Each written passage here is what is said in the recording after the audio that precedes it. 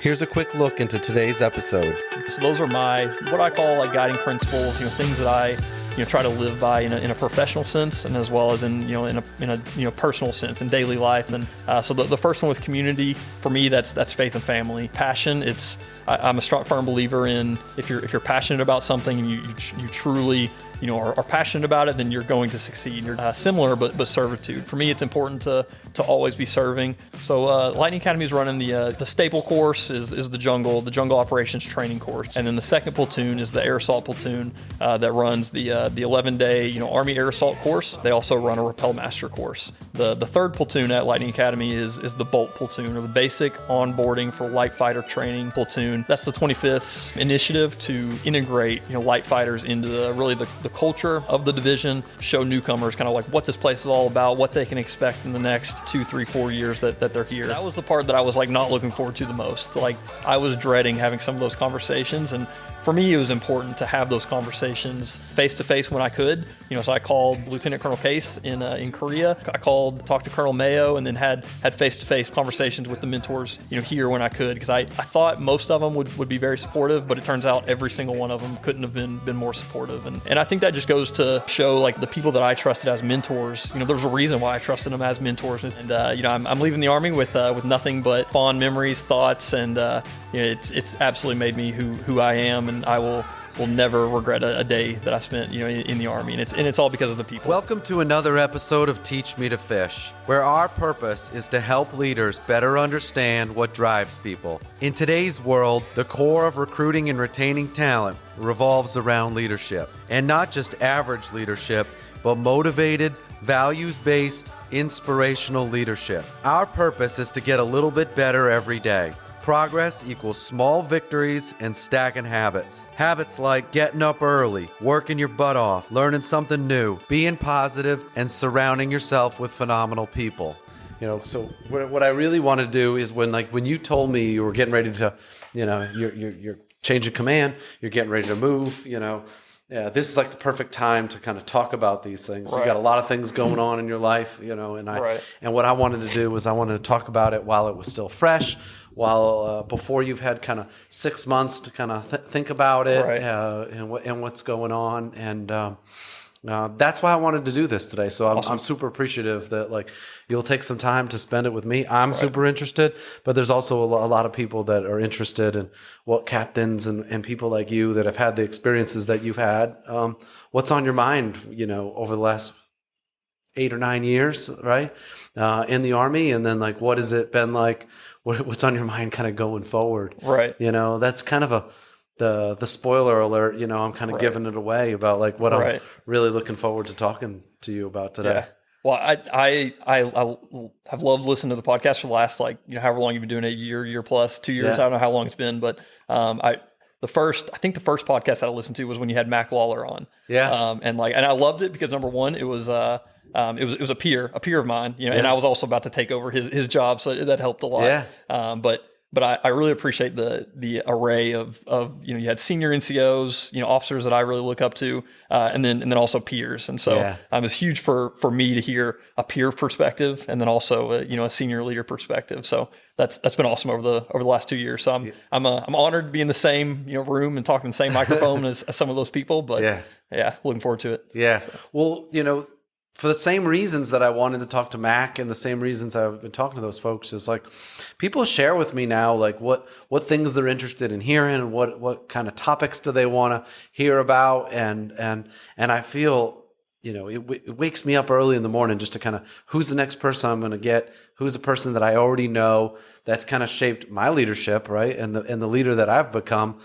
Because I learned just as much from you as anything you ever would have learned, from me. I learned what inspires you guys and what pushes you guys, and I try to kind of do that more often, right? Absolutely. But what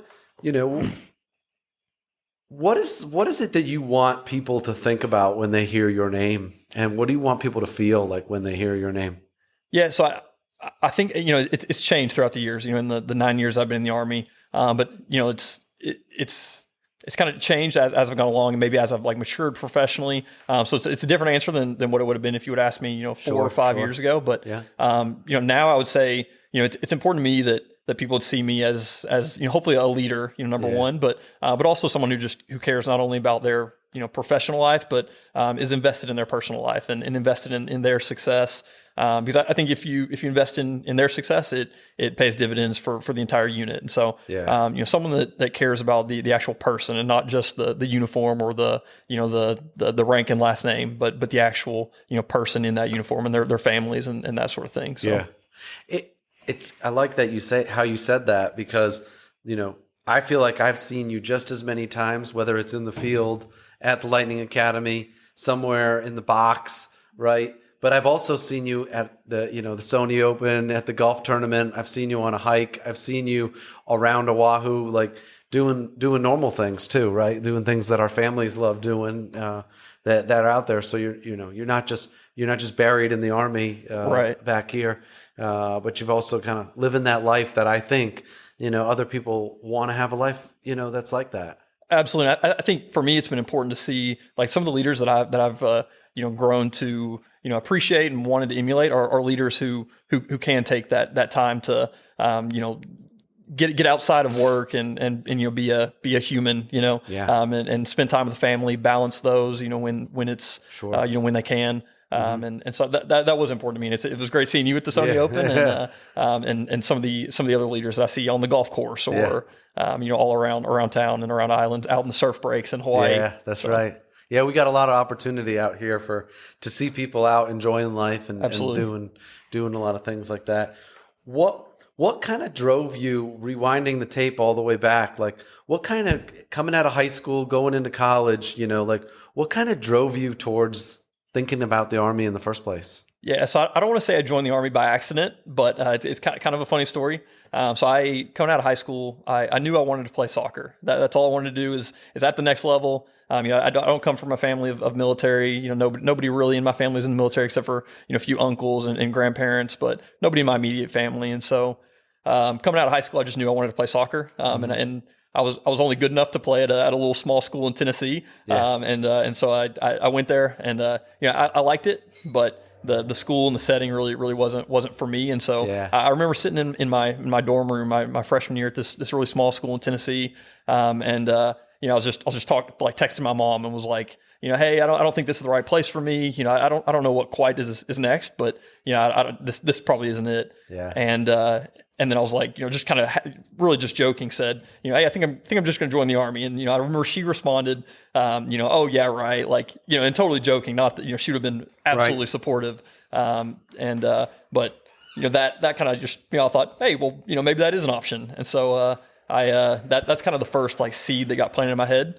And then I talked to my uncle who actually, he's an officer in the Army and really looked up to him, but again didn't really have any aspirations for the military or anything like that. So started looking into the various options and ended up, it's funny, actually applied to a scholarship at the University of North Georgia it was the Minuteman Scholarship, which is a National Guard scholarship. Again, had no idea really what I was applying for.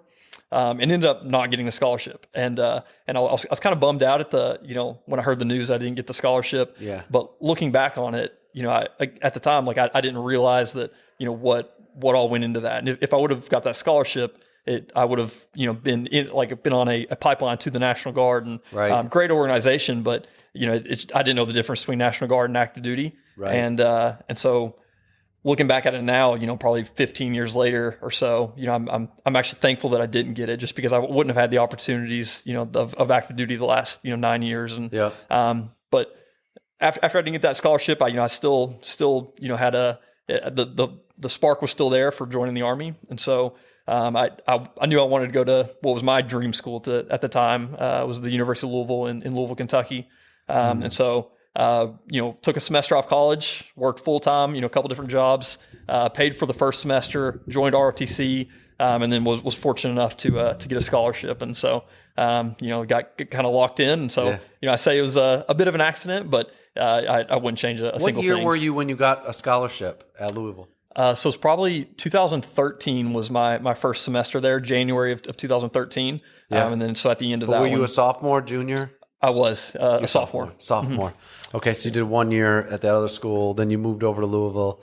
And then you got a three-year ROTC scholarship I there? did. Yep, 3 years at Louisville. So Yeah. What was your experience like at ROTC? it was good because again, like I didn't know what I was getting into. Had no real military exposure. And Louisville is a great place because it's proximity to Fort Knox. And there was probably about a quarter, if not maybe even more, of our class was green to gold, which played a huge impact on me because I was in a military sense, immature, a kid. Yep. And so having some of those guys really set like the foundation for, like what the Army actually is and how to conduct yourself as an aspiring officer. And so going to Louisville was a perfect place for me at the time because, and it set the foundation and really of, my entire mindset for leaders and NCOs and then officers and how to be an officer and how to lean on. So because your program had so many like green and gold folks that were there, you're not just learning from your senior military instructor and the officers that are there as part of the ROTC program.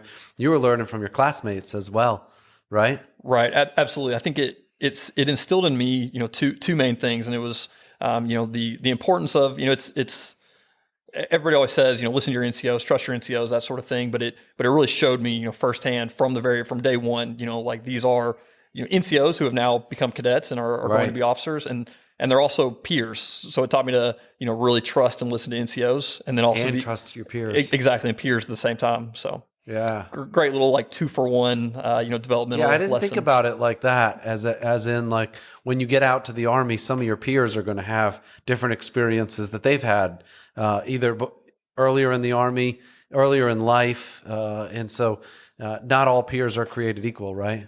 Absolutely, and some of the again, kind of on the same, prior service, former NCOs, like some of the guys that I went to IBLC with, were some of the best peers that I learned from were some of the prior service NCOs that, just they'd been there, done that in a different capacity, but, learned a ton from them and definitely shaped who I am from the very beginning. So what do you think is like the right rank for the junior enlisteds to make a transition from being enlisted over and going green and gold over to the Army?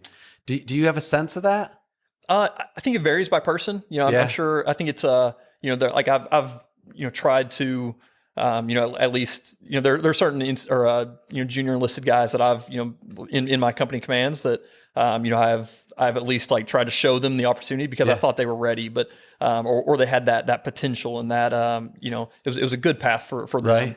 And I think it really looking back on it, it kind of varied. There were some specialists, some staff sergeants that have since gone on to the green to gold program, and I think it was for these people in particular, maybe it wasn't a rank, but just a time when they were ready. That makes sense to me. Sure. Yeah, because I noticed as I not only went through it, but then the green and gold program, but then when I became more senior, a captain and a major, and I started to get lieutenants that would come to the organizations that I was a leader in, I found that there was a right moment, Sure. right? Some of the folks that had been prior service didn't spend enough time, Sure. didn't get enough leadership reps maybe as they were growing up.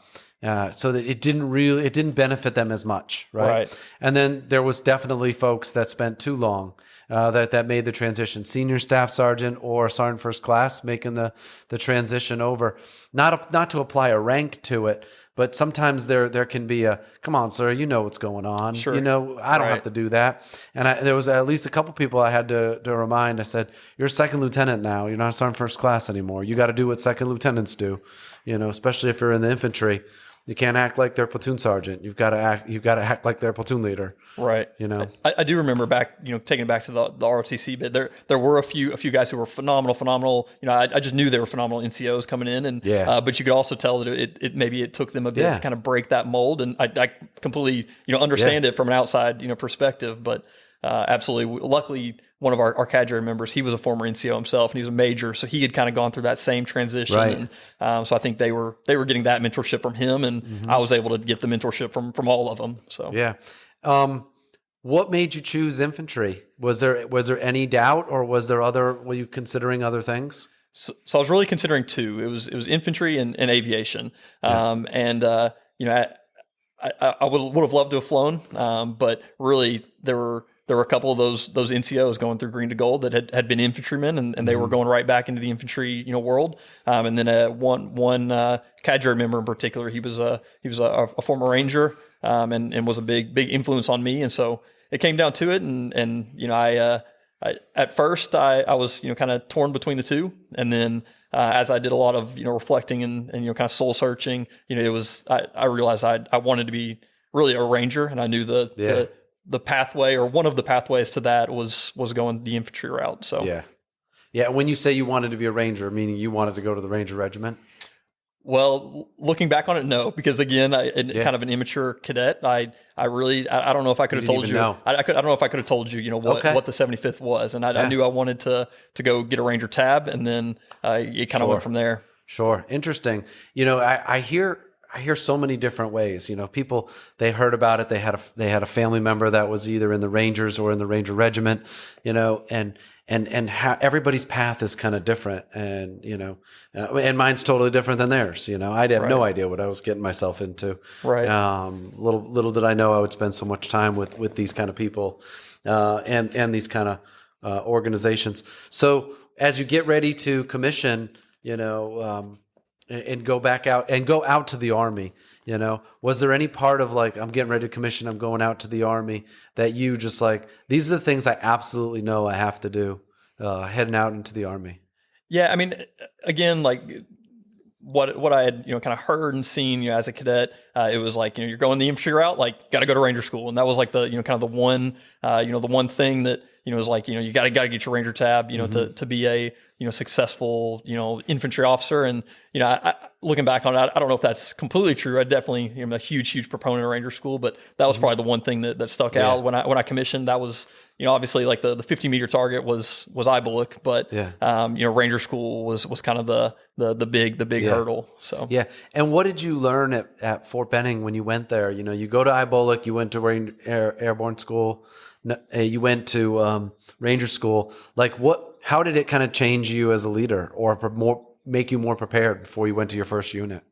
I think I hadn't really done anything like hard in my life. At the time, maybe I thought I had, but looking back on it, I really don't think I had done actually anything like hard, or anything that had really, like pushed myself from like a mental or physical, perspective. And there in Ranger school, I think you get both. And so, it was a gut check. And it, I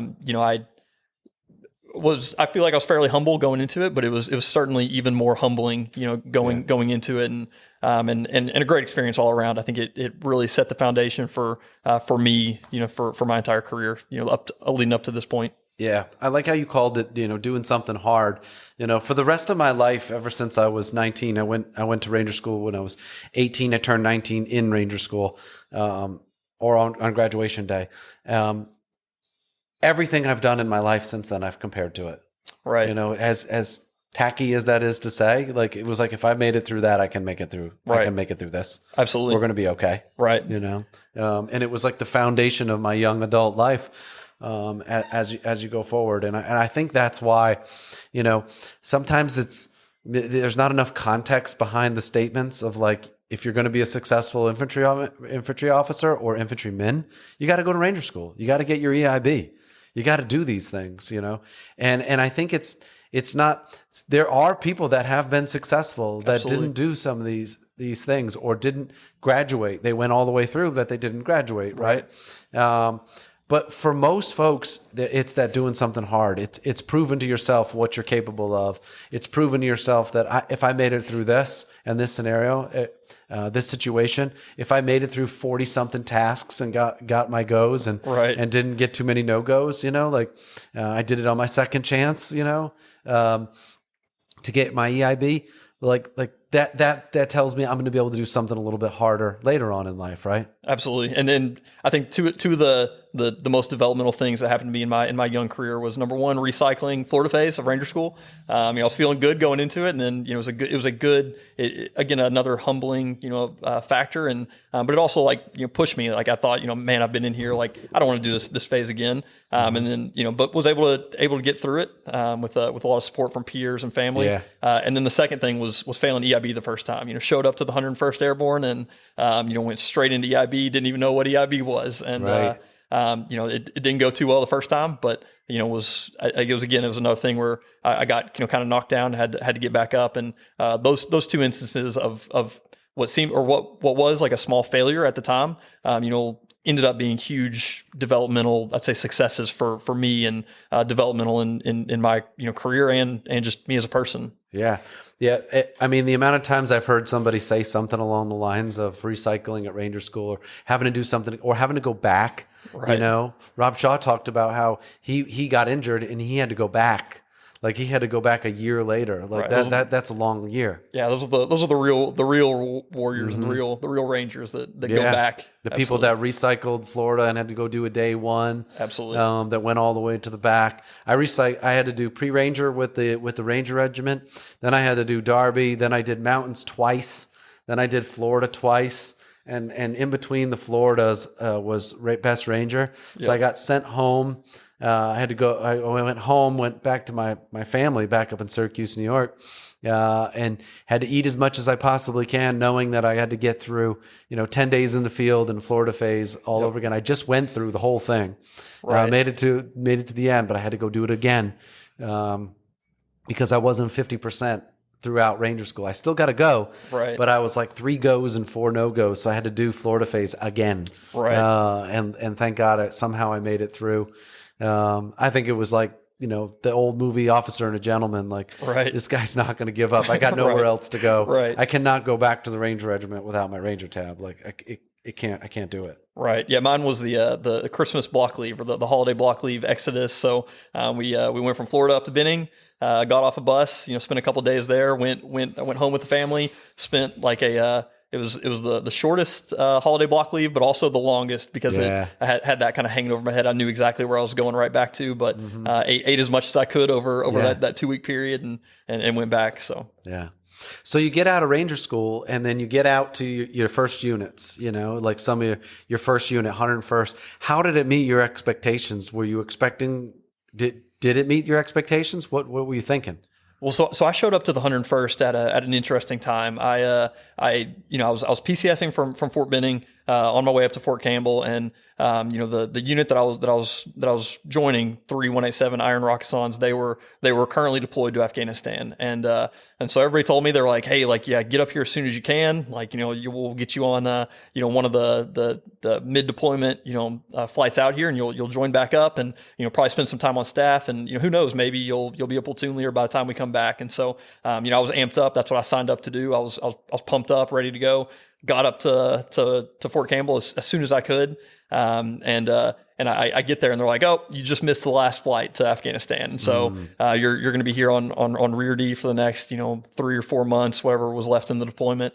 And so that was a little disappointing at first, but it was good looking back on it, because I had some time to kind of get settled in, and really kind of there were a few NCOs and officers alike that were back on Rear D that really kind of invested in me, and were like, they're saying like, hey, when the unit gets back, you're going to be a platoon leader. Like, some of these guys are going to rotate out, they're going to go to MCCC or go be XOs, and so you're going to go jump into a platoon right when the unit gets back. And so again, looking back on it, another thing that I thought was a disappointment at the time turned out to be a pretty good thing. So yeah. So you got a little bit of time. I feel like I can remember this moment, like when I came home from my first deployment with the 82nd, and I get home, and there was a whole new crop of second lieutenants waiting for us, and they were so eager to get to know everybody. Right. When we came home from our first deployment to Fallujah. Absolutely, yeah, that was me. I was ready to go, and it was an interesting dynamic, because all the guys, they had spent 9 months in Afghanistan, and I'm sure they were ready for a much deserved vacation, and I was the new guy that was just ready to hit the ground running and ready to get after it. Absolutely. Yeah. And so I assume they came back, and then you got into a platoon relatively quickly. They probably did a bunch of changeovers, and people started moving around. Pretty much, yeah. They I think they got back, went on again a much deserved block leave, and shortly after that was able to go right into the platoon. So again, timing was about perfect. I had 3 or so months in a Rear D 3 shop, figuring out what a 3 shop was, and and they had me running some of the backside support to get the guys back, and through reverse SRP and all that. So.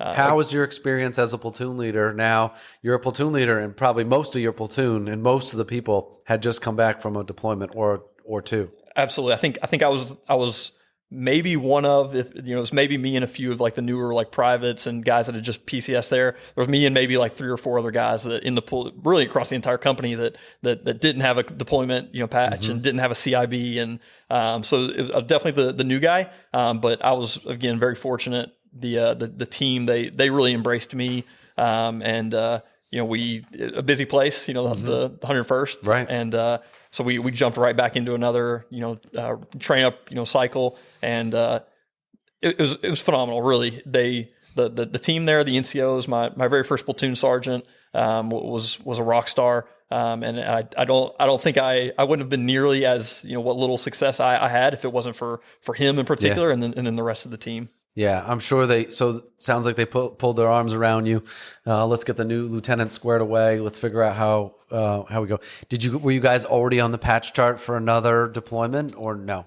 I don't think so at the time. And again, at the time I was kind of bummed because it was, I thought, well, there goes my shot at deploying, and, deploying wasn't everything, but, it was important at that time. I was the new guy in the platoon that didn't have a combat patch, and was a butter bar at the time, fresh out of IBOL looking Ranger school, and so I thought it was important at the time, and so I was pretty disappointed at the time, but we jumped into the training cycle, and I don't think we were on the patch chart, but they were still just as eager to get back in the training cycle. Yeah. How much time did you spend in the 101st before you moved to your next unit?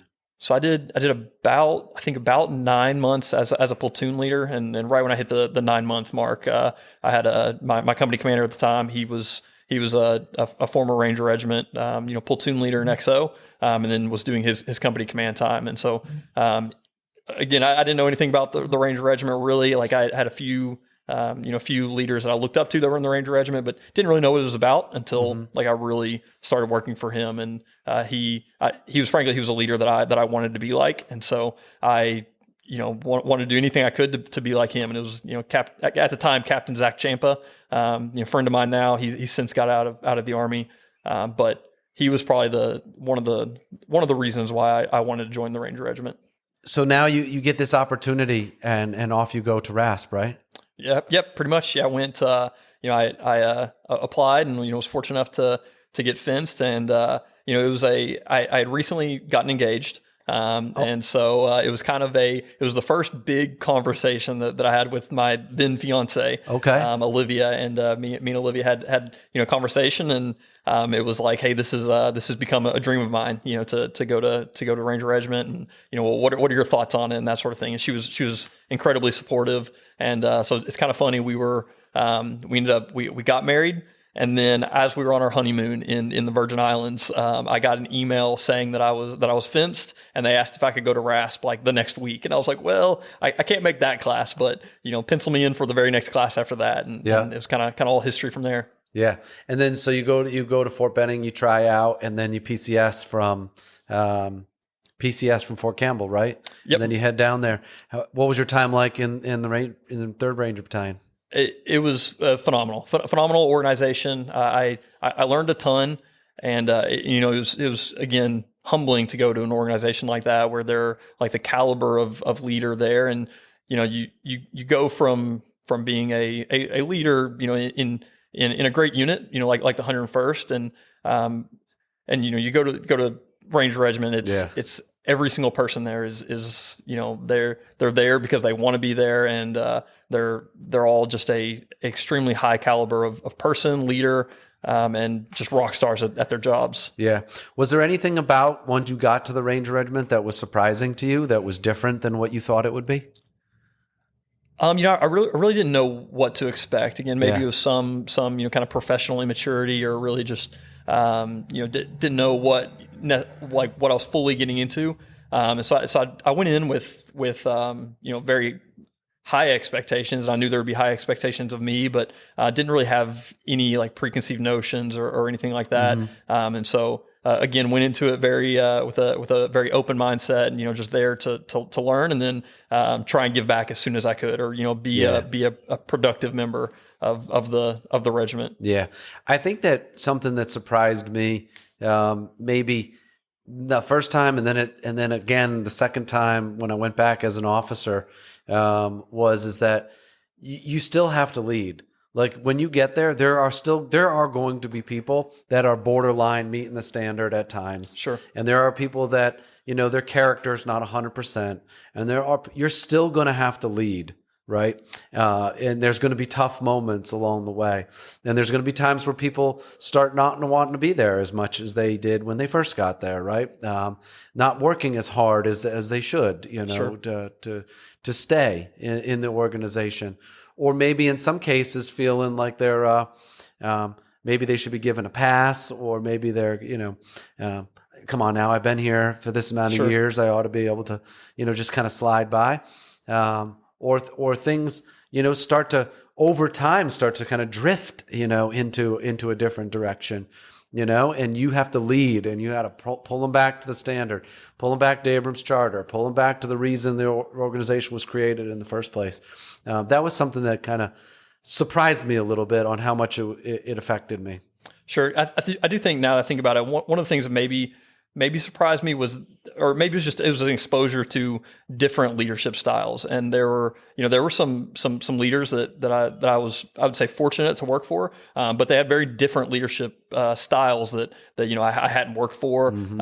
And I think I learned, even though I may not have agreed with their leadership style or necessarily wanted to emulate it, I learned a ton from it, because they got results in their way. And, even though it's maybe not the way that I would have, or that I have, tried to adopt or taken, it showed me like how you can get results, and just a different perspective. And so again, even though it's maybe not how I chose to develop my leadership style and my philosophy, it was great to see just different perspectives, different leadership styles, and how people react to those. Because I had peers that like flourished under certain leadership styles, and then peers that maybe didn't, and they responded better to other leadership styles. So again, a very, very developmental time in my career, for sure. That's a great point, because when you learn from those different types of leadership styles, and I think that's a nice way of saying someone's really hard to work with. Maybe we've all worked for those kind of folks or around those kind of folks, but what you learn is that not every person that you work with is going to react as well to different types, right? Some people, if you just tell them what needs to happen, you give them a little bit of guidance, they're not going to do well. Right. They need to be told exactly what to do. Right. So some people aren't going to flourish in that type of just giving them left and right limits. They're not maybe not competent enough, and they need a little bit more structure at that point in their career. Whereas other people don't, right? Sure. And so now you get to see it, you get to witness it, you get to be a part of it, but now you get to put that in your leadership toolkit, right? Absolutely. It's like, hey, some people I'm going to need to be a little bit more stern with, Right. I can't use this same demeanor that I want to use, that I think I'm best with everybody in my organization, right? Right. Absolutely. Yeah, absolutely. And there's been even, again, I think it's helped me even mentor, some of my, platoon leaders and guys that have been under me. Cause, I've told them like, hey, like like if I was their first commander, I was like, hey, your next commander, or, your next, battalion commander, when you're a company commander, he may have, a different, leadership style. He may be more, direct, or, he or she, just may do things differently. And so it's helped, I think, having a variety of leaders that I've worked under has helped me, mentor and coach, the guys and gals that I've been fortunate enough to. Yeah, definitely. To mentor. Same for me. Like, over the years, you become a different leader as you grow up and as you mature, being around a ton of different people. So you get done there, and then you go off to the captain's career course. Yeah, so it was a weird time. It was I left 375 in 2020. So about around May or June of 2020. And so it was still around, the COVID times. And so I went TDY from Fort Benning to Fort Benning to MCCC, and then finished up there in well, I guess I PCS'd out here in May of 2021. So how did the selection, how did the process go? I say selection process, but how did it go for you picking what unit you were going to go to coming out of the Captain's Career Course? Yeah, so great story, honestly, and it's I hope Colonel Neil Mayo, he hears this because, and I've told him this, since it kind of worked out. But so me and my wife Olivia, I'd promised her, hey, she let me kind of live out my dream at 375 and in the Ranger Regiment for a couple of years, and she was going back to grad school, and so it was kind of quote unquote her turn to kind of pick where we go and kind of prioritize her career and that sort of thing, and so. We were dead set on trying to get to 5th RTB, so I could be a ranger instructor or the platoon TAC, or hopefully a company commander there. And so the AIM marketplace opened up, and there was a 5th RTB slot, and so I drove from Fort Benning all the way up to Dahlonega, kind of knocked on a door and said, hey sir, I'm Trevor Gocke, I'd love to to interview and at least just hear me out. Here's me. Here's who I am. Would love to work for you. Would love to work here. Here's why.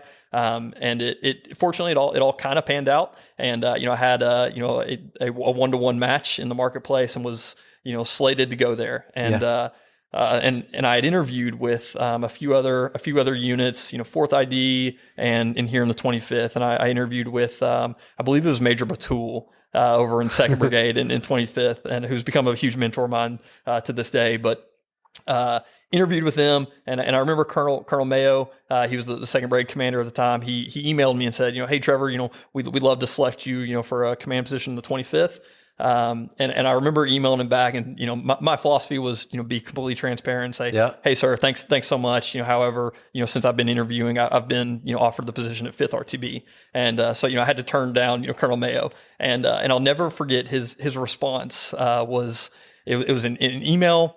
That was the most supportive email that you could receive for having just quote unquote rejected or turned down a job. And he said, hey Trevor, I remember a time in my career when something very similar happened, and we had to choose a family situation, and that decision allowed me to continue to serve to this day. And I remember reading that email and just his grace and his compassion through an email to a junior captain that had just essentially turned down a job. And and I'll never forget it, and it made it harder, to be honest, because I was like, man, this kind of sucks. I would love to work for that guy. I don't know him, right? But I'd love for that to be my brigade commander.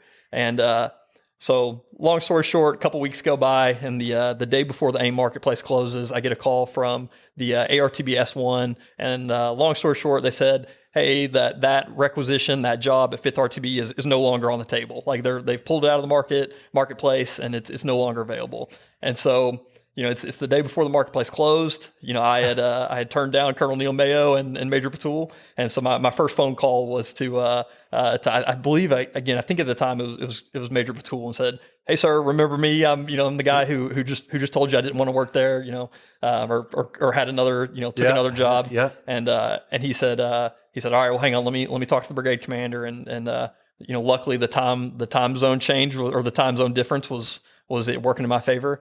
And maybe an hour or so later, he called back and he said, hey, good news, we've got a spot for you if you want it. And that was it, done deal. But I just remember Colonel Mayo's his email and his grace and his understanding and putting the soldier first, even though he didn't know me from anybody. And that single interaction, I'm glad it came full circle, but that single interaction really developed me and kind of shaped how I wanted to be. And I was like, I want to be that kind of leader. Yeah.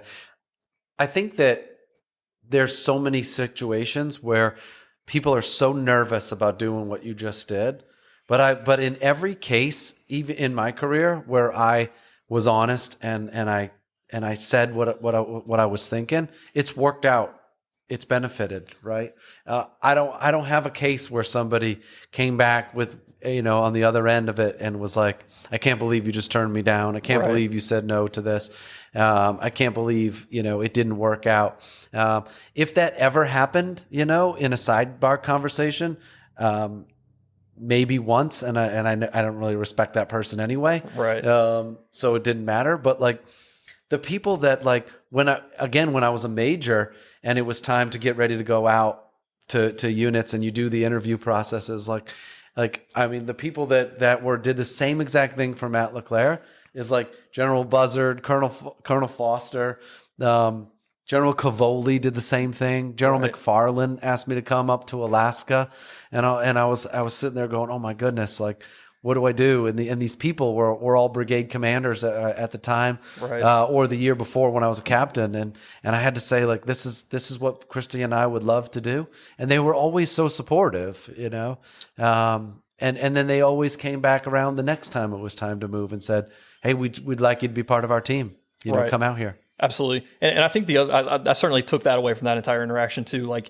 you know, that the majority of leaders like that and like the Colonel Mayos of the Army, you know, are very supportive, and they want to do what's best for you. And the other thing I learned from that interaction is that, you know, I felt like going into the whole marketplace thing, it's kind of it's a weird process where you're interviewing for jobs, and you know, you're telling you're telling units that you're putting them as your number one. And you know, I had a lot, I mean, maybe not a lot, but I'd heard of people that, you know, promised several units that they were their number one, you know, just to, you know, I guess increase their chances of getting whatever they wanted. And my approach was, you know, I want that unit to be set up for success and find the right person. And so, you know, I guess I could have told, you know, Major Patul and Colonel Mayo, like, yes, you're my number one, and then secretly, you know, gone to 5th RTB. And but I guess like the honesty and the being able to like express, you know, your intentions, that ended up paying you know, it ended up working out for me. And I think they respected that from the beginning. I told them, you know, hey, this is actually what I want to do. I hope you find the best person for that job. And I think it all, you know, I think it helped everything kind of come full circle. It also kind of sets the stage for the type of leader you're going to be and the type of subordinate that you're going to be. Absolutely. When you were talking back to the part where you were talking about, you know, getting back out, nowadays, you know, a lot of the soldiers, a lot of the captains, you know, they're getting these blind boards, like they're not getting to choose. They're just coming out of the captain's career course right now, and they're not getting to do the AIM cycle. They're not getting to interview with units. Yeah, maybe like the JOBA marketplaces. Yeah.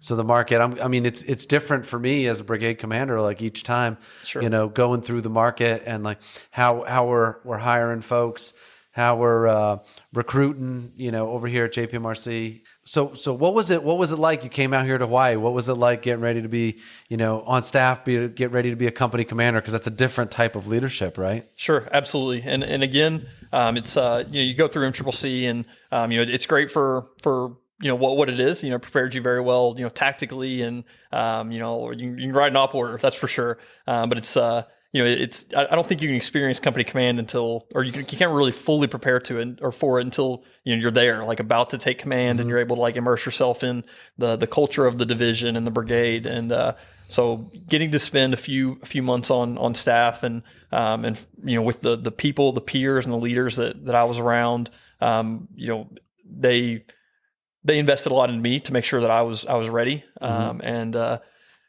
Yeah, it was. I think those 4 months or so that I spent, which is like I think the perfect time to spend on staff before taking command, were critical. Like I don't think I would have been, you know, again, what little success I had, I don't think I would have been nearly as successful if I would have been like thrown right into it. So I think that command or that staff time is crucial. You know. Yeah. And how did you find out which company you were taking?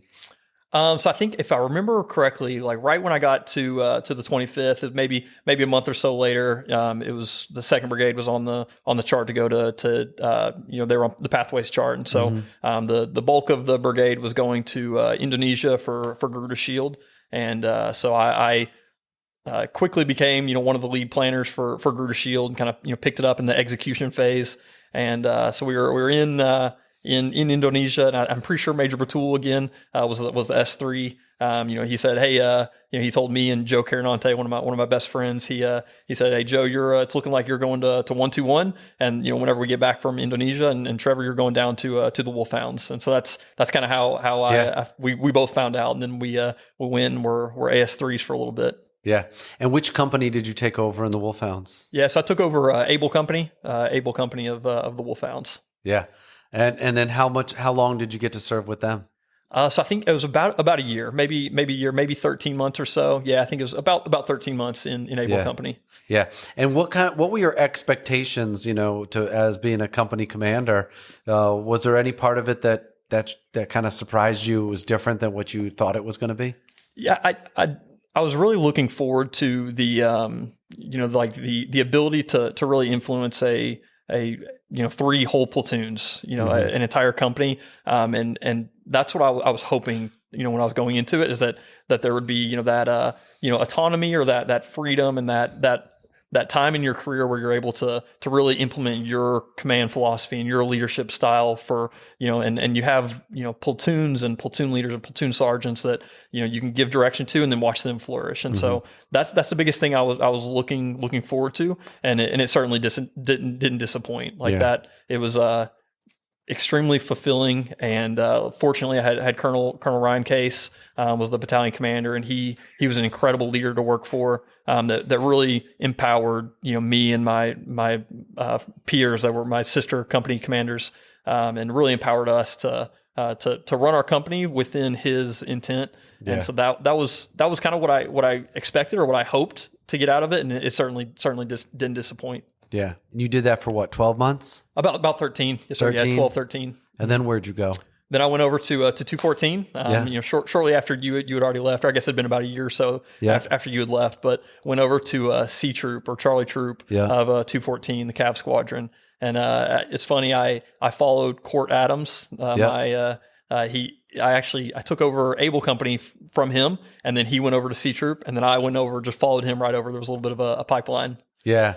Yeah.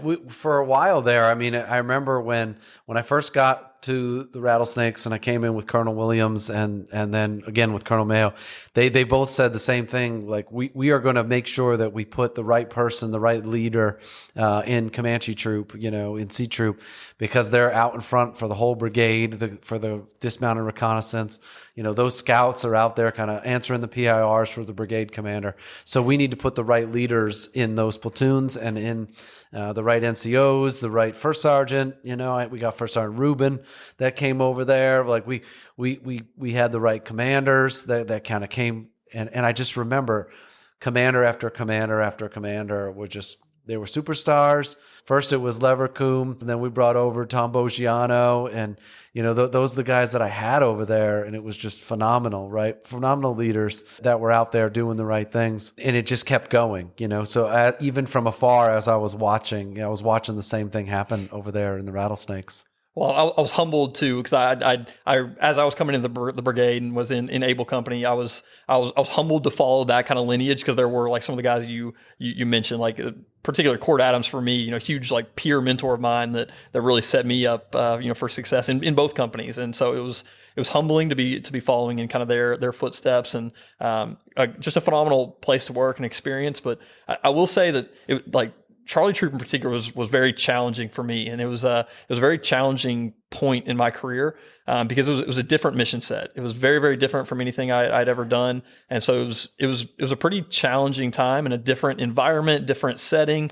You're in just a completely different role, and in the bigger picture, and in kind of the smaller picture, and the tactical fight. So it was different. It was challenging, but it was developmental for sure. Yeah. It was kind of rapid fire, though, for you. You come in, you did a couple months on staff, then you go into command, 12 months, and then boom, you're switching commands again, probably 12 months again over there. Do you think that was enough time to learn the tasks that you had as a commander in those type of formations? Well, I think Court Adams, the guy that I replaced, he went above and beyond to prepare me for what I was walking into, because he had just done it, and so I knew nothing about reconnaissance coming into C Troop, other than what you learn throughout the typical infantry officer pipeline, and then a little bit of self study, of course. Like as soon as I found out that I was going to take the Charlie Troop command. I tried to dig into the doctrine and everything as much as possible, and trying to pick people's brains, and calling up friends from across the Army in different divisions that were in similar positions. But I'm very fortunate. Shortly after Colonel Forche left and Colonel McCombs came in, I had been in the seat for about maybe 6 months or so. And he said, "Hey, Trevor, you're going to cavalry leader course." And, again, I'd been in the seat for about 6 months. And so, had about maybe 6 months or so, remaining. And, at first I was like, come on, I've got this job, kind of figured out. But, going to that course, was eye-opening. That's, again, 6 months into the job is when I fully felt like I was a reconnaissance expert. Walked out of that course, feeling, even more confident than in the job than what I previously had. Yeah. Cav leader course fundamentally changed the way that I approached reconnaissance and, the use of PIRs and then understanding PIRs. I was a lieutenant colonel when I went, right before I took the Cav squadron. And again, it just changed the way I looked at how the commander was going to use his decision support matrix and how we were going to start filling out the information requirements. Therefore, I need to go to these places and look for the information, so I could answer those questions for him. It just changed. I had never seen that. I had never seen it the way that they laid it out for him. So I wonder what we're going to do as an Army with the Cav Leaders course. What are we going to call it?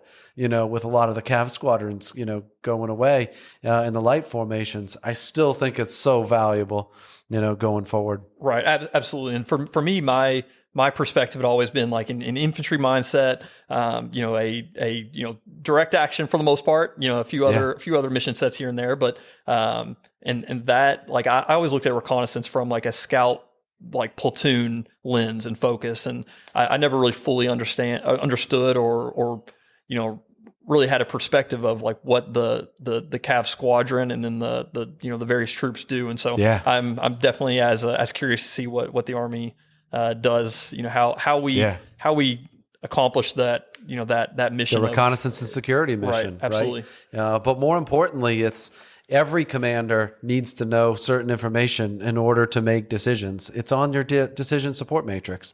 And that's what they teach the most there. Right. It's how you're preparing through the order on what to look for as you started to go out there in the Cav squadrons. When were you starting to get to the point now, like you're probably getting to the point now where you're command after command, right? And now you're going to get asked to be a commander again. Have you even started thinking about like how much longer I want to be in the Army? Has it started to have you started to think about it at this point yet or no? It's a lot of people say, they're gonna stay in the Army until it's not fun anymore, till they, something like that. And I guess that was kind of my perspective. And I was still loving life. I was a second time commander. It was like every in my opinion, every infantry officer's like dream is, to stay in command as long as you can, stay a platoon leader as long as you can, and then be a commander as long as you can. So at the time, like I was still very, very, passionate about what I was doing, and had absolutely no intentions of transitioning out of the Army or anything like that. Yeah. And then how did it come down where you got offered to go, the opportunity to go over to the Lightning Academy? So Mac Lawler was a huge friend of mine. Me and him were commanders together in 127. And I remember coming onto the island, and one of the very first things that I did, when I got to 2nd Brigade before going to Indonesia, was we ran out. Like Major Batul took all the captains out to the Jungle 5K, and we ran the Jungle 5K. And I was like, "What is this incredible place out here at Lightning Academy, Camp Lightning?" And so from that day, I was like, "Man, it would be really cool to like work out here." And so that was, and didn't really think about it until a couple of really years later on down the road when Mac Lawler actually kind of approached me and was like, hey, like I'm going to be switching out here in about a year or so, something to think about if you're interested. And from then on, it was I think I told Colonel McCombs very early on, like, hey sir, like I'd love to, if the timing works out and if they'd have me, like I'd love to take that job. Yeah. What was it like out there? Tell us a little bit about like what we're doing at the Jungle Academy. I say Jungle Academy, at the Lightning Academy, and everything that they're doing out there. Yeah, so it was the best job I've ever had. And there's it feels weird saying that because I feel like I've been fortunate enough to be in the three best units in the Army. The 101st, the 375 and the 75th, and then out here in the 25th. And so I've been super, super blessed. But I think that job in particular, I learned a ton about myself, about how to lead, and it's a phenomenal place. There's the impact that place has is, I don't want to say taken for granted, but like I didn't fully appreciate it until I was in the seat, doing it on a daily basis. And it's busy out there, but it's, you look at, General Evans and the 25th, lines of effort, or the priorities, and they're all of the ones out at Lightning Academy are directly nested under those. And so you're training light fighters, you're building partnerships with international partners across the Pacific, working on transformation. And for us, that was, promulgating jungle expertise, for the Army, and really taking ownership of that. And then, stewarding the profession was, just people go out to Lightning Academy because they want to get better and they want to train. Yeah. And so that was pretty incredible to see, just having a role in training the divisions, light fighters. And, Now we're the two of us are very familiar with the Lightning Academy, but what schools are they running today out there in the Lightning Academy? So, Lightning Academy is running the kind of the staple course is the jungle operations training course, JOTC or JOTC. And then there's that's one platoon that runs the jungle course, and then the second platoon is the air assault platoon that runs the 11-day Army air assault course, and then they also run a rappel master course. And then the third platoon at Lightning Academy is the bolt platoon, or the basic onboarding for light fighter training platoon, and that's the 25th's initiative to integrate light fighters into the culture of the division, and kind of show newcomers kind of like what this place is all about, what they can expect in the next 2, 3, 4 years that they're here. Yeah, and I think that's a model for a lot of organizations on how to onboard your people, how to welcome them in, how to make them feel like they're part of the culture, understand the culture, right? Right. Yeah. And the bolt, coming into it, it was didn't necessarily know what to think about it. Thought it was a cool idea, but was kind of anxious to see how it was received and how how newcomers actually took it. And to be honest, I kind of thought there would be a lot of maybe pushback or resentment, or like I don't want to go to this, or that sort of thing. But it was actually pretty well received across everybody for the most part, everybody that I talked to, they enjoyed the 3 days living out at Lightning Academy, and kind of seeing what the division's all about, and seeing like what our culture is here. Yeah. I mean, there's other organizations have tried certain things, or had them, at times, and then they went away, and then they came back. In the 82nd, we had the Airborne Leaders course. People came in, but then the deployment started coming around, so it kind of fell off for a little while. Then it came back, right? And what do you think? Was there something that you guys started doing that made it implemented well and adopted? Yeah, I think one of the things was it's agnostic for rank, MOS, everything. Like, so every single person, from a brand new, junior soldier all the way up to we had, lieutenant colonels, coming through the Bolt program. And I think that fostered a lot of buy-in from every level, because everybody's going through the same thing. Yeah. You're getting the same exposure. It doesn't matter if you're a colonel or a private first class. This is who we are. This is the 25th. This is what we're about. We're, about physical fitness, and the standards, and having the division sergeant major or command sergeant major speak to everybody, the entire population on day 1, and then running the jungle 5K on day 2, and then donning the boonie cap on day 3. I think I'm a little biased, but I think it was a great way to instill a culture, or at least give a taste of it. Yeah. What an opportunity to kind of that the folks that are out there at the Lightning Academy get a chance to kind of take that to the next level, to bring people on and make the culture, part of it. At this point now, you're a third-time company commander. You've been in a couple different units. Are there some principles at this point where you're starting to kind of live your life by, command by? Yeah, absolutely. So I was the luckiest infantry captain in the Army, just super fortunate to work in the 3 commands that I was able to, and super blessed with really the people. But coming out of Ranger Battalion, coming to here, somewhere in that, maybe, year-long-ish transition, I actually had a long conversation with one of my friends, another captain who has since transitioned out of the Army, but he kind of instilled his philosophy was, he had 3 what he called guiding principles, and I don't really remember what his were. Most people would call them priorities, but for me it's Community is number one, and then passion is number two, and then number three is servitude. So those are what I call like guiding principles. Things that I try to live by in a professional sense, and as well as in a personal sense in daily life. And so the first one was community. For me, that's faith and family. And then number two, passion. I'm a strong, firm believer in if you're passionate about something and you truly are passionate about it, then you're going to succeed. You're going to benefit the organization, and it's going to be fulfilling for you. And then the third one, similar but servitude. For me, it's important to always be serving. And so I've always tried to look through my career, my personal life, decisions I make through the lens of kind of those three guiding principles. Yeah, I think it's there. People hear a lot of different. There are four things, the three things, the three your values. They hear all these things. If that stuff was so easy, why would we be struggling? In so many different organizations, whether it's in the Army, out of the Army, so many different companies. Why do they fall apart? Why are some better to work for than others? Right? Why are some cultures stronger than others? Why are some good to great? Right. So why have some organizations, some places, continued to be successful year after year after year? These dynasties that are out there. If it was so easy, why are we struggling? Because you have to make them your own. Sure. And you have to kind of come up with your own, that are your values, that are your guiding principles. I've got mine, so I call them my mantra, my get up early, work your butt off, surround yourself with phenomenal people, learn something new and be positive. Like these are the things that become my mantra, that if I do those things every single day, I feel like day after day, I'm going to have a better day. I'm going to have a better month. I'm going to have a better year.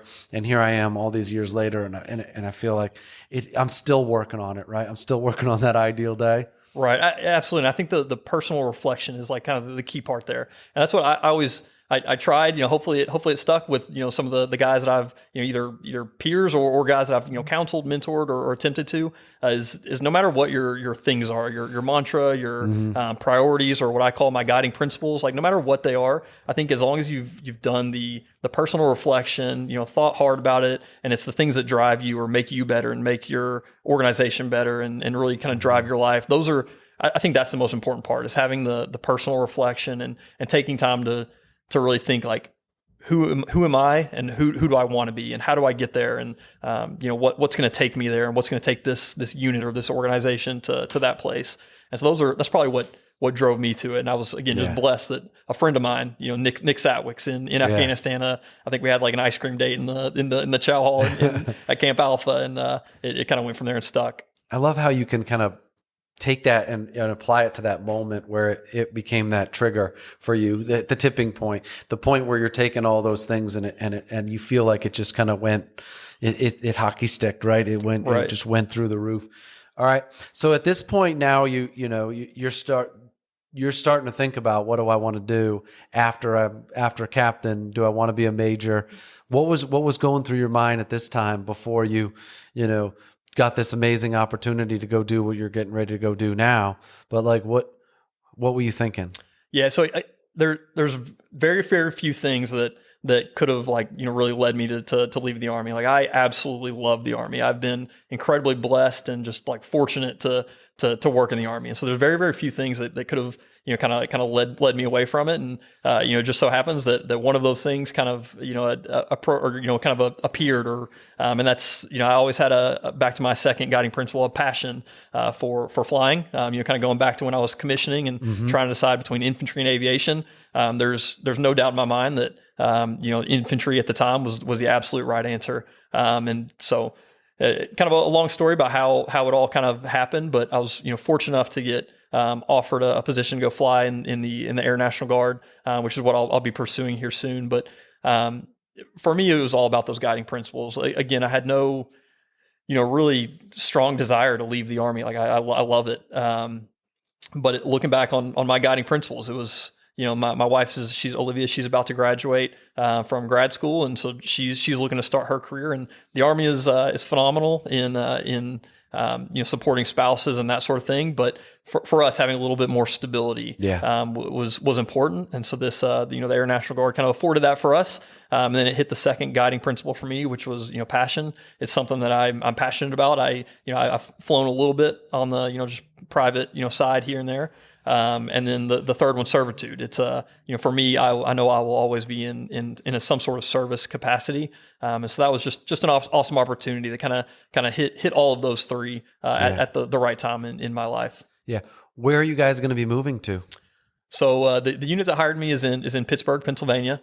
So I'll do about 2 years of flight school, until until we're at the unit in Pittsburgh. Mm-hmm. And so we'll do 2 years flight school. Where's flight school? Most likely in Texas. There's a few different locations. And what will you be flying? So I'll be flying the KC-135, big tanker jets. Yes. So yeah, it'll be cool. Different mission set, very different than what I'm used to. So how do you already know what you're going to be flying?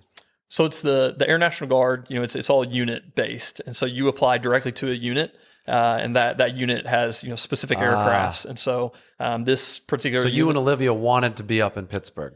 We did, absolutely. Yeah. So she has some family that's up in Pittsburgh, so it's a good place for us. And it's funny. It's a long story about how the opportunity kind of presented itself. But the squadron commander up there was a former Ranger. Who's that? It's Brian Radford is his name. Yeah, Lieutenant Colonel Brian Radford. So he's the squadron commander right now? He is. And so it was an easy, common ground connection once we were connected. Wow, there's a lot. There's more Rangers up there at Carnegie Mellon than you know of, right? There's a few guys up there that are either in Carnegie Mellon right now or will be here soon. Right. There's also a few of our folks from the Snakes that are up there right now that are going through the forgive me on the acronym, but the A2C2, Army's artificial intelligence, artificial, and they're like data scientists up there. Right. Remy and Abby are up there. I hope they stay up there for another few years. And so you're going to have a lot of good company up there when you get up to Pittsburgh too. Right. It'll be a good network. In fact, after you had Remy on, I reached out to him. I was like, hey, I had no idea you were in the Pittsburgh area. I'll maybe see you up there in a few years. Yeah. So. It's all coming together. There's a few other Rangers that are up there right now that are going to school. What are you most nervous about this transition? So I think for me, I know I'm passionate about the Army. It's something that is very important to me. Is that passion, and I know I'll be passionate about flying and serving in that capacity in the Air National Guard. But after flight school, it kind of naturally turns into a part-time job, and so one of the things I'm nervous about or anxious about is finding something that I'm passionate about, full time, while also still, serving and giving back. So, luckily I have a couple years to kind of reflect on it and figure out really, what I want to do. Will flight school be full time? It will. Mm-hmm. Okay. So 2 years of flight school, full time in Texas. Right. Most likely Texas. Most likely. Okay. Yep, and then there will be about 6 months of full-time orders once I get to the unit in Pittsburgh. And then after that 6 months, then it's kind of you can stay full-time or you kind of go the traditional guard, part-time route.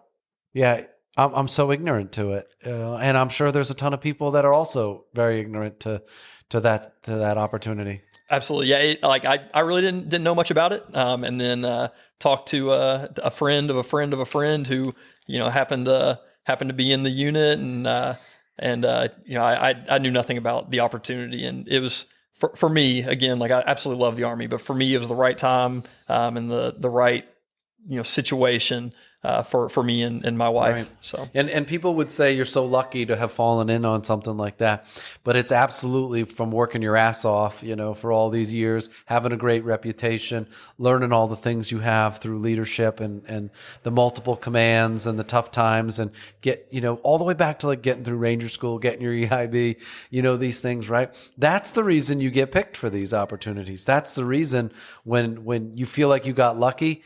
The interview process went very well. Yeah, because of the years and years of you putting in work.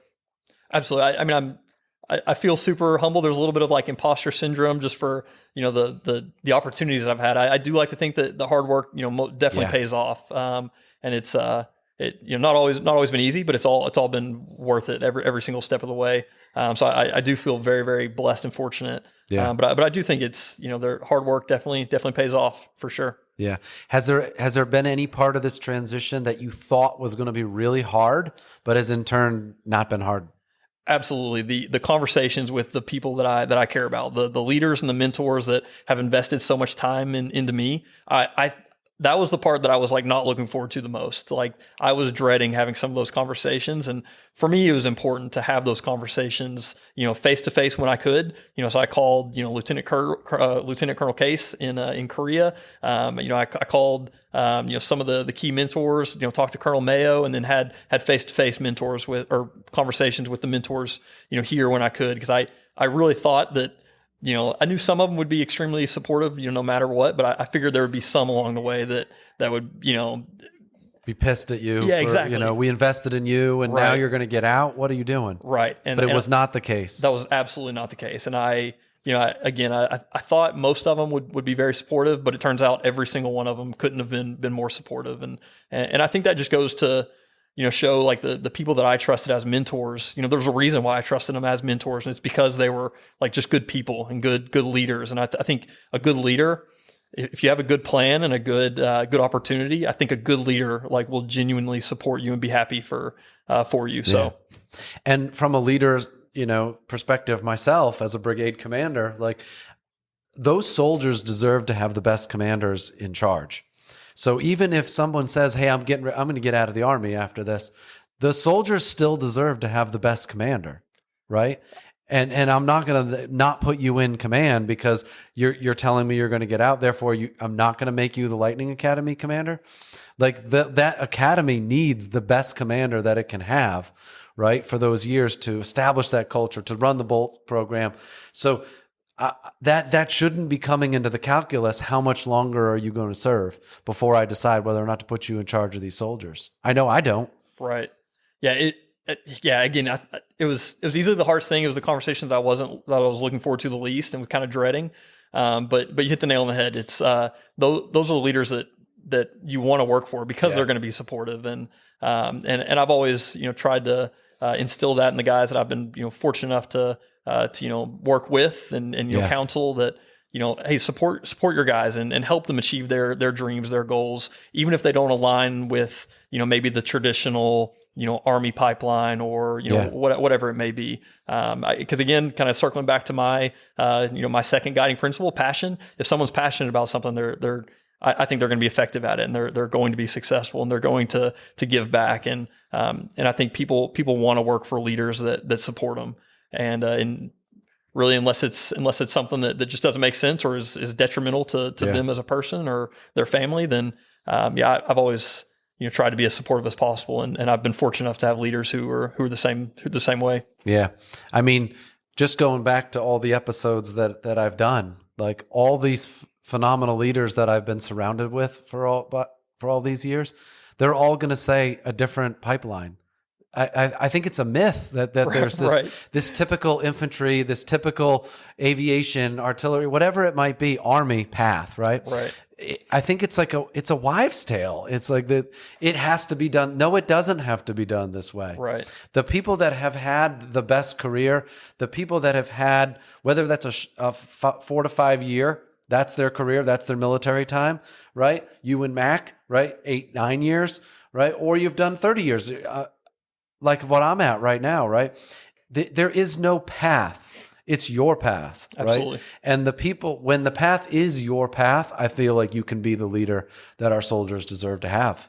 Absolutely. I definitely think it's a myth. Like having gone through I just got my DD-214 the other day, which was weird, but having gone through that transition, it is certainly, it is a myth that there's, a clear cut, pathway or pipeline. There's maybe one like in, a regulations or a DAPM or something somewhere that, says this is like generally the process, but absolutely there's tons of opportunities out there. And I think each one, shapes different people in different ways. Yeah. So now we're kind of in the last bucket, in the last bucket of things that I want to talk about with you is your overall Army experience, right?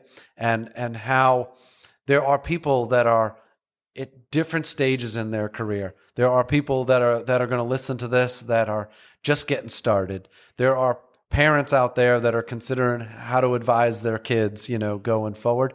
And then there are leaders that are right now coaching, counseling, mentoring, captains like you, that have done a phenomenal job, that are the highest quality people that we have in the Army right now. Right. And they're trying to advise those people. Do they stay in? Do they go transition to the Air Guard? Do you transition out, go get an MBA, go do something else, outside of the Army? And they're trying to coach these folks, right, going forward. You've shared a ton so far on like just the examples that the leaders that you've had, going in there.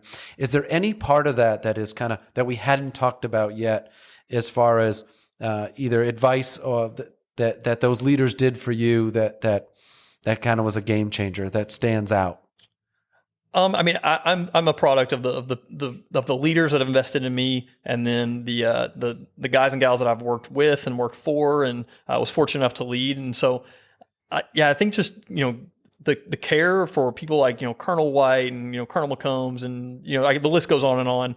Those people that really invested in me, gave me the right perspective to do the same thing for my soldiers. And so I think it's a compounding, a compounding function of, you show, you be the leader that you would like to serve under. And it just compounds. And, I hope that I've, had an impact on some, lieutenants that they're about to be, company commanders, that, maybe they'll take some of the things that work for me and then, do better at the things that I didn't do. But, if they take anything, I hope that they'll care for the soldiers and show genuine, care for their well-being and their compassion, or their family, and show compassion. And, cause that's exactly what I've experienced in the Army with the leaders. And it's undoubtedly made me who I am. And it's made getting out of the Army like the extremely tough. And it's, having those conversations and having that support from, the various leaders across this, division, and, that I've served under elsewhere, that's made it tough.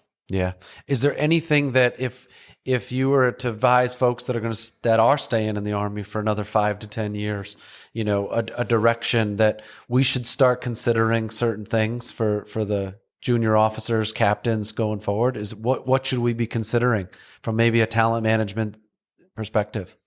Yeah, I mean, I know like one of the things that was huge for me was the two-sided marketplace and being able to interview with these various units. And I kind of shared how it all worked out for me, and fortunately it all worked out in the long run. But also if I could go back and tell senior Lieutenant Trevor Gocke, maybe 5 years ago or so, I would have said, hey, look into like the broadening opportunities, because there's tons that I didn't know about, and I by the time I found out about some of them, they'd already passed by, and so it was too late. Absolutely. And there's tons of opportunities out there, and kind of like we talked about, there is no kind of cookie cutter pipeline, and there's some phenomenal opportunities that. What if the whole thing slowed down a little bit? What if you had more time as a commander, more time as a captain, more time to do those broadening opportunities? What do you think about things slowing down a little bit?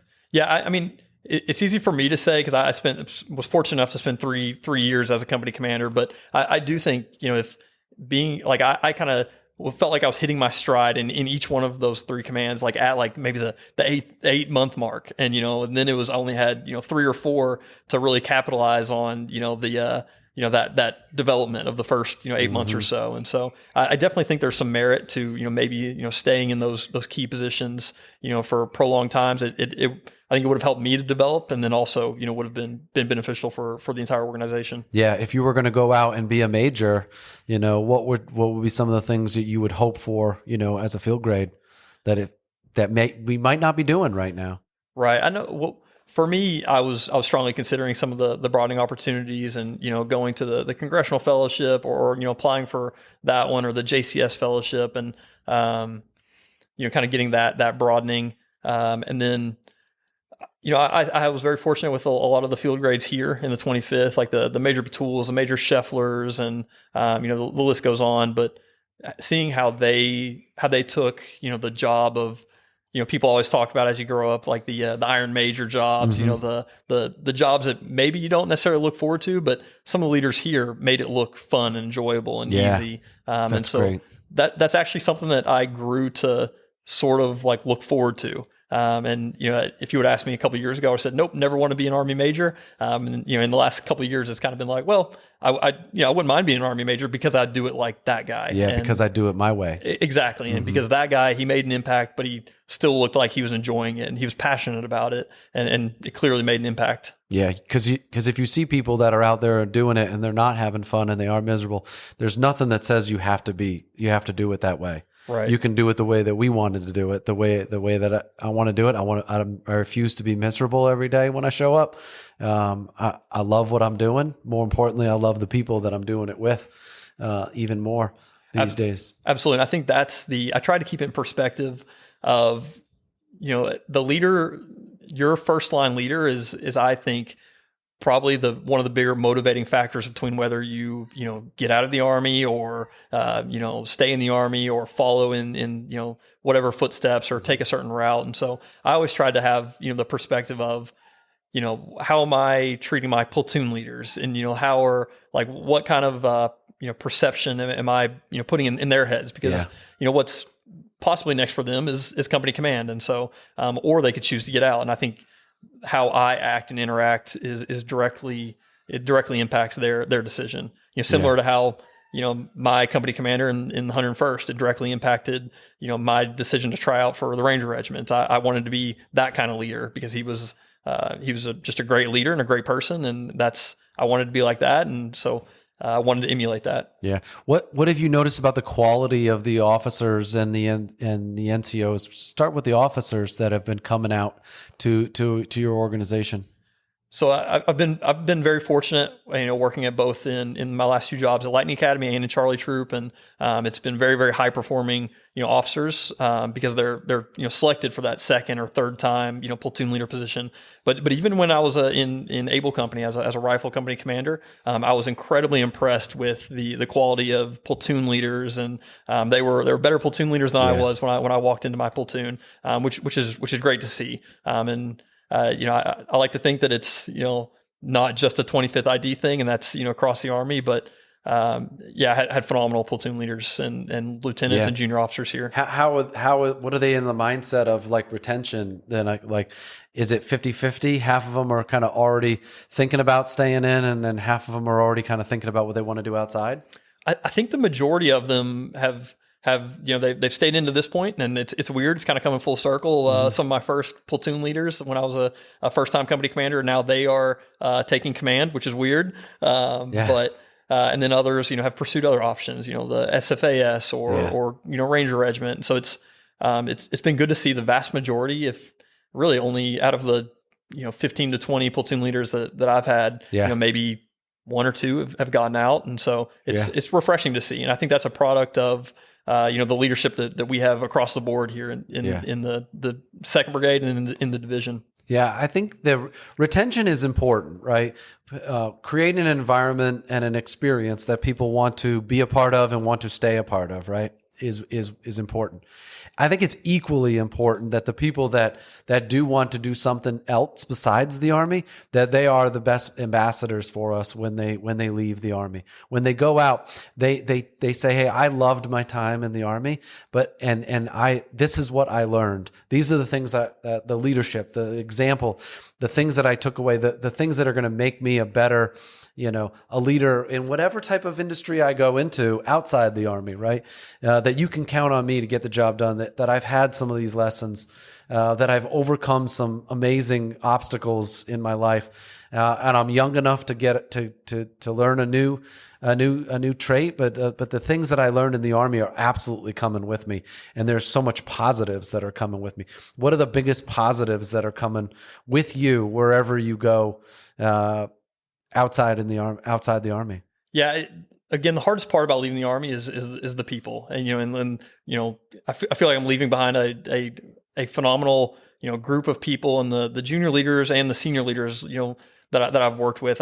It's hard to walk away or to transition away from that that type of leader, but it's also reassuring because, I've seen the next company commanders, and they're way better than I was as platoon leaders. And so it's encouraging. And then, I think it's a compounding effect. And I think, I personally think that the Army is maybe on the right track, towards how we're treating, retention and treating, soldiers and, caring for soldiers and allowing them to pursue opportunities. And that's making it harder and harder for me to transition for sure. A couple things. You said the Army's on the right track. As I've gotten older in the Army, I'm starting to think it's not the Army. People are getting on the right track. Sure. The leaders in the Army are getting on the right track or are on the right track, right? Because the Army doesn't make these decisions. People make these decisions for you. The people in the Army, the leaders that you had made this experience for you. The Army as an institution, as an enterprise, provided us all this opportunity, to do these things. But the people that you served with created this opportunity. And the leaders that we have in the Army are the ones that I think are on the right track of creating this amazing experience for the people that are signing up to do 3 to 5 years, and the parents that are out there that are trusting us with their sons and daughters to come and be a part of our Army. That we're going to treat them right, that they're going to walk out after 3 to 5 years and go back out to the rest of the world and be a great example for everybody. I'm super appreciative of you coming and doing this with me today. Nobody learns more about from these episodes than I do. I get to look you right in the eye with your Louisville hat on. I've gotten to go for long runs with you when I first got here along the way. I get feedback from you about other episodes. And so, you're not just somebody that listens to it, that I wanted to hear what they had to say. You're somebody that I count on, that I'm the leader I am because I've invested my time listening to what you have to say and then applying it to the captains and to the other people that I have inside my organization. So I'm super thankful for you coming and spending some time with me this afternoon out here, in, I call it my studio, right here in my front office. You're sitting in the same chair that everybody that's ever done one of these face-to-face with me has done. And we're super lucky to have you going out there as an ambassador for the Army. But one of these days I'm going to be flying.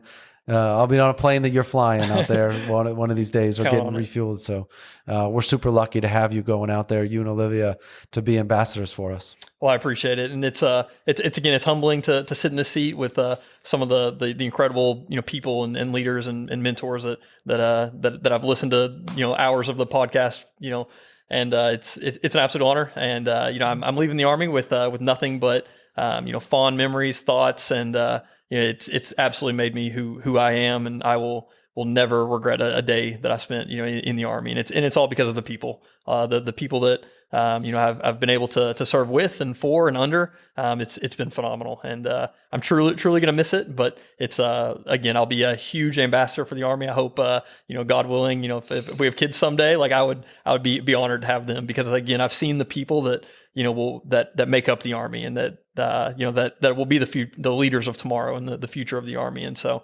have nothing but good good thoughts on the Army and good reflections. Yeah, I'm happy for you and your family. Absolutely. Well, it's going to be a fun ride. We're really looking forward to it. Me too. I can't wait to see it. Absolutely. Yeah. Thanks for listening today. I hope we sparked some thoughts about the people that have inspired you to be who you are today. I hope you share some of your thoughts, and better yet, demonstrate them for the people in your life. Our pursuit is to get a little bit better every day. Progress equals small victories stacked on top of each other, building like compound interest. Keep stacking these positive habits like getting up early, working your butt off, learning something new, being positive, and surrounding yourself with phenomenal people. Please share your comments at the links in the show notes, and DM us at Teach Me to Fish podcast on Instagram or Facebook.